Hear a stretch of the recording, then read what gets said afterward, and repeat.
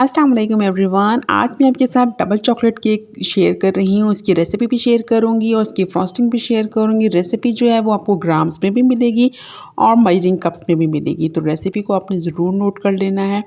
और इस केक को बनाते बनाते हुए मुझसे हो गया एक ब्लेंडर, और उस ब्लेंडर की वजह से केक की लुक जो है वो हीरोज़ टू ज़ीरो हो गई। यानी कि इतनी अच्छी लुक थी, लेकिन उस एक मिस्टेक की वजह से केक जो है वो मेरा ज़ीरो पे आ गया। लेकिन खैर उसको मैंने सेट कर लिया था और वो मिस्टेक मैंने आपके साथ भी शेयर की है और उसकी रिकवरी भी मैंने आपके साथ शेयर की है। तो वीडियो को ज़रूर देखिएगा बिना स्किप किए।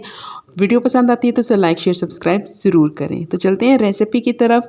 और यहाँ पे मैंने निकाली हैं मेजरिंग कप्स और साथ ही साथ मैं ले लूँगी वेट स्केल, यानी कि जो चीज़ मैं मेजरिंग कप में ऐड करूँगी, जो भी इंग्रेडिएंट्स होंगे वो मैं आपको वेट स्केल पे भी मेजर करके दिखाऊँगी। सबसे पहले मैं पाउडर शुगर ले रही हूँ और इसको इस तरीके से लूज़ कर रही हूँ, क्योंकि ये कंटेनर में यानी कि जार में पड़ी रहती है तो वो थोड़ी सी जम जाती है। चम्मच से मैंने 2-3 बार मिक्स कर लिया है। और यहाँ पे मैंने वेट स्केल पे हाफ कप रखा है और उसका वज़न मैंने टेयर कर दिया है। वेट स्केल की लाइट ऑफ कर दी थी क्योंकि वो कैमरे में सही से नज़र नहीं आ रहा था। और इसको मैंने हाफ कप को इस तरीके से चम्मच से मैंने फिल किया है, यानी कि यहाँ पे मैंने पाउडर शुगर ली है लेकिन उसको छाना नहीं है। चम्मच से फिल किया और उसको ऊपर से मैं लेवल्ड कर रही हूँ। तो इस तरीके से मैं किसी भी फ्लैट चीज़ से इसको कट कर दूँगी तो वो लेवल्ड हो जाएगा। और अब मैंने इसको वेट स्केल पे रखा है, तो अब जो भी वज़न है ये शुगर का वज़न है 87 ग्राम, ठीक है। और यही अब मैं मैदे के साथ भी करूँगी, तो मैदा भी पड़े पड़े इस तरीके से थोड़ा सा डेंस हो जाता है ना, तो इस तरीके से मैंने इसको चम्मच से मिक्स किया है ताकि इसमें थोड़ी सी एयर शामिल हो।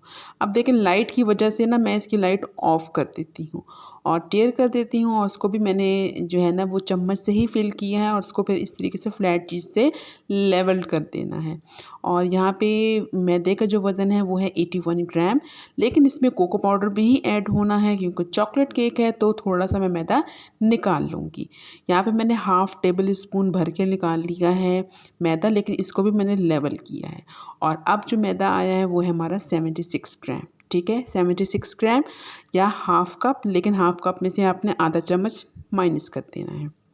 और यहाँ पे अब मैं कोको पाउडर को मेजर कर रही हूँ। कोको पाउडर मुझे चाहिए 1.5 टेबल स्पून, यानी कि 13 ग्राम। और कोको पाउडर के लिए बस मैं जार में से इसी तरीके से इसको भर लेती हूँ चम्मच को, लेकिन इसको भी मैं लेवल्ड करूँगी। ये 1 टेबल स्पून और साथ ही साथ मैं हाफ़ टेबल स्पून भी ऐड कर लूँगी, ठीक है। तो ये एग्जैक्ट 13 ग्राम्स आएगा और स्पून को भी मैंने लेवल्ड किया है, ठीक है। यानी कि 1.5 टेबल स्पून कोको पाउडर और जाएंगे 3 अदद अंडे। और अब मौसम ठंडा हो गया है, इसलिए हमने रूम टेम्परेचर वाले अंडे यूज़ करने हैं और इन्हीं अंडों में मैंने पाउडर शुगर भी ऐड कर ली है। और अब मैं इसको अच्छी तरीके से मिक्स कर लूँगी। फिर इसके बाद ही मैं बीटर चलाऊँगी ताकि पाउडर शुगर जो है वो इधर उधर उड़े नहीं और हमारा काम भी ज़रा अच्छे से हो जाए। और इसको मैं फुल स्पीड पे अच्छे तरीके से बीट कर लूँगी। अंडे जो हैं इस मौसम में आप लोगों ने ठंडे नहीं लेने, और जो भी आप बोल यूज़ करें वो बिल्कुल खुश्क होना चाहिए, साफ़ सुथरा होना चाहिए, ठीक है। उसमें पानी नहीं होना चाहिए, वरना अंडे जो हैं वो अच्छी तरीके से फ्लफ़ी नहीं होते।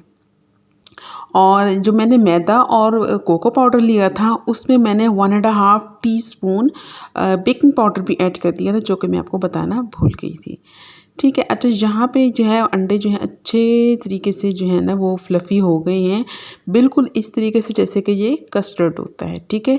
इसकी कंसिस्टेंसी भी मैं आपको दिखा दूँगी। अच्छा, यहाँ पे कंसिस्टेंसी तो मैं आपको दिखाना भूल गई, मतलब वो रिकॉर्ड नहीं किया, लेकिन बस इसका बीटर का काम ख़त्म हो गया। आपने इतना ही बीट करना है। और साथ ही साथ मैंने कोको पाउडर, मैदा और बेकिंग पाउडर को अच्छी तरीके से मिक्स कर लिया और अब मैं छान के ऐड करूँगी। छानना बहुत ज़रूरी है। मैदा, बेकिंग पाउडर और कोको पाउडर को जब हम छानते हैं तो इसमें एयर शामिल हो जाती है और ये बहुत लाइट हो जाते हैं और बहुत ही इजीली ब्लेंड हो जाते हैं एग्स बैटर के साथ, ठीक है। और कभी भी मैं इसकी मिक्सिंग जो है स्पैचुला से नहीं करती, मैं हैंड विस्क से ही करती हूँ और एक ही रोटेशन में करती हूँ, यानी कि एक ही डायरेक्शन में इसको रोटेट करती हूँ। और ओवर मिक्सिंग आपने नहीं करनी, वरना आपका स्पंज अच्छा नहीं बनेगा। यहाँ पे मैं आपको इसकी कंसिस्टेंसी भी दिखा दूँगी कि इसकी कंसिस्टेंसी इस तरीके से होनी चाहिए। अगर आपने इसको اوور بیٹ کر دیا یا اوور مکس کر دیا تو اس کی جو کنسسٹنسی ہے وہ پتلی ہو جائے گی. تو آپ نے اس کی کنسسٹنسی بالکل کریمی سی رکھنی ہے. یہ دیکھ رہے ہیں آپ لوگ. اور یہاں پہ میں نے جو کیک پین لیا ہے وہ 7 انچ لیا ہے راؤنڈ، اور اس کو میں نے بٹر پیپر لگا کے گریس کر لیا تھا. تو یہاں پہ آپ اس کی کنسسٹنسی بھی دیکھ سکتے ہیں. یہ بالکل اوریجنل فارم میں تھی. ویڈیو اس کو میں نے تیز نہیں کیا تھا جب اس کی کنسسٹنسی دکھا رہی تھی. تو بس اس کو ٹیپ ٹیپ کروں گی اچھی طریقے سے، اور پری ہیٹڈ پتیلے میں اس کو بیک کر لوں گی. یہ تقریباً 20 سے 25 منٹ کے اندر اچھے طریقے سے بیک ہو جاتا ہے. بس آپ لوگوں نے فلیم کو جو ہے وہ تھوڑا سا کنٹرول کرنا ہوتا ہے. فلیم اگر آپ نے بہت ہی ہلکی رکھ دی تو آپ کے گھنٹوں لگ جائیں گے، اور بہت تیز بھی نہیں رکھنی. یہ دم والی آگ سے تھوڑی سی تیز آگ ہوتی ہے بس. ٹھیک ہے، اچھے طریقے سے بیک ہو گیا، ٹھنڈا ہو گیا. تو پھر میں نے اس کو پتیلی سے نکال لیا تھا، اور نکال تو لیا تھا تبھی تو وہ ٹھنڈا ہوا ہے. اب میں اس کی کر رہی ہوں کٹنگ. اچھا، یہاں پہ کٹنگ کے لیے میں یہاں پہ بیسیکلی 2 لیئرس کرتی ہوتی ہوں اسپنج کی کٹنگ. لیکن کسٹمر کی ڈیمانڈ تھی کہ یہ کیک جو ہے سپر چاکلیٹی ہو اور بڑا مزے کا ہو، لیکن یہ بھی نہ ہو کہ بہت زیادہ کریم ہو، یہ بھی نہ ہو بہت زیادہ اسپنج ہو.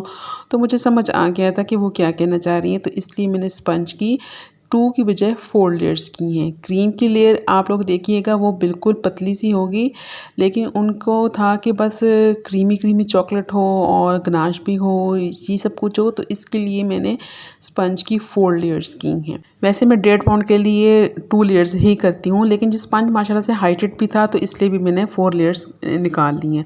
اور موئسٹ جو ہے وہ میں نے سمپل شوگر سیرپ سے کیا تھا، اور میں نے اس میں چاکلیٹ چپس اور گناش بھی ایڈ کیا تھا. گناش کو بلینڈ کرنا بھول گئی تھی، لیکن پھر بھی اچھا ٹیسٹ آیا تھا، بہت اچھا فیڈ بیک بھی آیا تھا. اچھا، دیکھیں اب میں نے جو کریم لگائی ہے نا اس کی لیئر پھر بھی اسپنج کی لیئر سے پتلی ہے، اور کریم کی لیئر ہونے کے باوجود بھی میرا اوورآل جو کیک ہے وہ بہت زیادہ ہائٹڈ نہیں بنا. ٹھیک ہے، تو آپ لوگوں نے کریم ہمیشہ ہاتھ روک کے ہی لگانی ہے، کیونکہ بہت سے کسٹمرز بیکری کی کیکس کھا کے تھک جاتے ہیں کیونکہ اس میں کریم بہت زیادہ ہوتی ہے. تو آپ لوگ اسپنج کی کوانٹٹی ہمیشہ زیادہ رکھیں، اور کریم کی کوانٹٹی اسپنج کی کوانٹٹی سے تھوڑی سی کم ہونی چاہیے. ٹھیک ہے، بہت کم نہ رکھیں، لیکن اس کی کوانٹٹی اسپنج سے کم ہونی چاہیے. اچھا، یہاں پہ میں اب موسم کیونکہ اچھا ہو گیا ہے تو میں نے اس کو لگے ہاتھوں ہی نا اس کی فائنل فراسٹنگ بھی کر دی ہے بغیر کرم کوٹ کیے، کیونکہ کریم ماشاءاللہ سے بڑی اچھی اور اسٹیبل رہتی ہے. تو اس لیے میں نے جو ہے نا اس کی کرم کوٹنگ کر کے اس کو فریج میں نہیں رکھا، بس فائنل پلستر کر کے اس کو میں نے فریج میں رکھ دیا تھا. ٹھیک ہے، اور کریم میں ہمیشہ جو ہے وہ چاکلیٹ گناش ضرور ایڈ کرتی ہوں. اچھا، یہ وہ گناش ہے جو میں نے آپ کو ہمیشہ کی طرح سکھایا ہوا ہے، واٹر گناش. تو اب آج کل موسم تھوڑا ٹھنڈا ہے تو مجھے اس کو ہلکا سا گرم کرنا چاہیے تھا، لیکن مجھ سے مسٹیک یہ ہوئی کہ میں نے اس میں 2 ٹیبل اسپون گرم پانی ایڈ کر دیا تھا، اور یہ بالکل سیٹ ہو گیا تھا. اور مجھے لگا کہ اب یہ مجھے کیک کے اوپر لگا دینا چاہیے. کیک جو ہے وہ میں نے 1 سے 1.5 گھنٹہ چل ہونے کے لیے رکھ دیا تھا، لیکن میری بے وقوفی دیکھیں، یا پھر بس وہ ہوتا ہے نا انسان اپنی غلطیوں سے سیکھتا ہے کہ آئندہ ایسی غلطی نہیں کرنی. کبھی بھی مجھ سے ایسی غلطی نہیں ہوئی، لیکن اس دن جو ہے وہ میں نے اس گناش میں 2 چمچ پانی ڈال دیا. 1 چمچ بھی نہیں، 2 کے 2 ڈال دیے، وہ بھی گرم. تو خیر اس کو میں نے مکس کیا، اور پھر میں نے ٹھنڈے کیک پہ اپلائی کیا. گناش کو میں نے روم ٹمپریچر پہ آنے دیا تھا، یہ نہیں کہ میں نے فوراً سے اپلائی کر لی تھی، لیکن اب میں نے اس میں ایکسٹرا پانی ایڈ کر دیا تھا جس کی وجہ سے گناش جو ہے وہ بالکل بھی سیٹ نہیں ہو رہی. تو پھر میں نے کیا کیا، اس سارے گناش کو کیک پر سے ہٹایا. اسی پانی والے گناش میں نے میلٹڈ چاکلیٹ ایڈ کر دی تھی. یہ کافی گرم تھی، میں نے اس کو مائکرو ویو کر لیا تھا تو یہ پگھلی ہوئی تھی. تو بس میں نے اسی گناش میں ایڈ کر دیا اور اس کو مکس کر لیا، اور اس کو بھی پھر میں نے آدھے گھنٹے کے لیے چھوڑ دیا تاکہ یہ ٹھنڈی ہو جائے. اور کیک بھی فریج میں ہی تھا. اس کے بعد میں نے اس کو اچھے طریقے سے اپلائی کیا، اچھے طریقے سے، یعنی کہ اس کی اچھی سی کوٹنگ دی تھی، کیونکہ اس کے اوپر پہلے چاکلیٹ کی جو کوٹنگ تھی وہ پانی والی تھی، تو اس کے لیے میں نے تھوڑی سی زیادہ کوٹنگ دی. میں نے ڈبل کوٹ کیا تھا.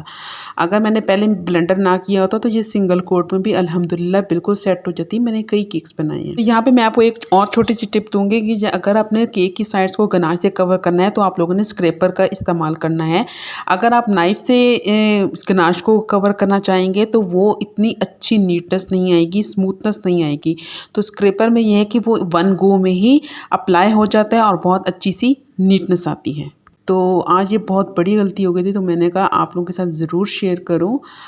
چھپانے کو تو میں چھپا دیتی، لیکن میں نے کہا آپ لوگ بھی ایسے ہی سیکھیں گے کہ آپ نے آئندہ ایسی غلطی نہیں کرنی۔ گناش تھک ہو جاتا ہے، جیسے جیسے موسم ٹھنڈا ہو رہا ہے تو آپ نے اس کو ہلکا سا 5 سے 6 سیکنڈ کے لیے مائکرو ویو کر لینا ہے، لیکن اس میں مزید پانی ایڈ نہیں کرنا۔ الحمدللہ گناش جو ہے وہ اچھے سے سیٹ ہو گئی تھی۔ یہ 2 گھنٹے کے بعد کا کلپ ہے، جب کسٹمر پک کرنے آئے تھے اسی وقت میں نے رائٹنگ کی اور فونڈنٹ ڈیٹیلز وغیرہ میں نے فائنل کر لی تھی۔ تو انہیں تو یہ کیک بہت پسند آیا الحمدللہ، اور آپ لوگ ضرور بتائیے گا یہ کیک کیسا لگا، ریسیپی کیسی لگی، اور جو میں نے بلینڈر کی ہے تو وہ آپ کے لیے ہیلپ فل رہا یا نہیں۔ تو ملتے ہیں آپ سے نیکسٹ ویڈیو میں۔ ویڈیو پسند آتی ہے تو اس میں لائک بھی کر دیا کریں۔ اللہ حافظ۔